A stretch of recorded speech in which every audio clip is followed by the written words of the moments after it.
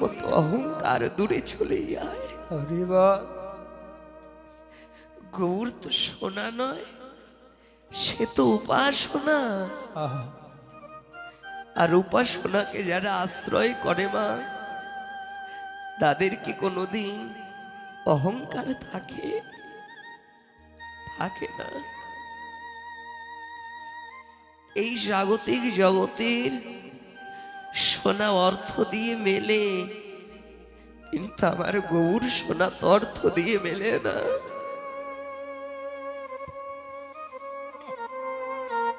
দেখুন বাবা, এই জগতে কেউ যদি মনে করে আমি দোকানে গিয়ে ওই পার্থিব জগতের সোনা খরিদ করে আনবো, পারবে? কিন্তু মা, কেউ যদি মনে পড়ে যে আমি আমার গৌর সোনাকে কিনে আনবো, পারবে মা? কোটি টাকা দিলেও কি কেউ গৌরের স্ত্রী চরণ পাবে মা? টাকা দিয়ে আমার গৌর সোনা মেলে না।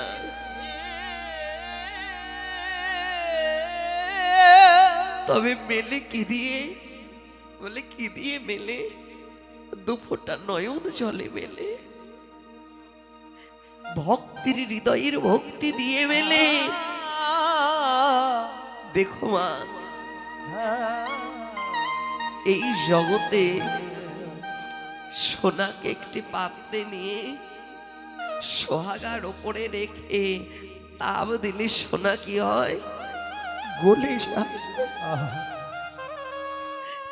কিন্তু আমার গৌর সোনা তো কোনোদিনও জাগতিক জগতের সোহাগায় গলে না।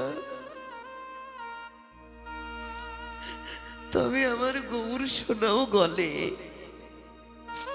ভক্তির ভক্তি সোহাগা মিশ্রিত করে কোন ভক্ত যদি অনুরাগের তাপ দিতে পারে, তবে আমার সোনাও গলে যায়। হরি বল, হরি বল। জাগতিক জগতের সোনা অঙ্গে পড়লে সে অহংকারী হয়ে যায়, ধনী হয়ে যায়।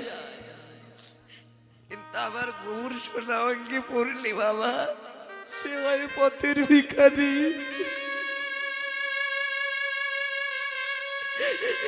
গৌর সোনা অঙ্গে পড়লে হয়ে যায় পথের খাগাল। হরি বল, হরি বল।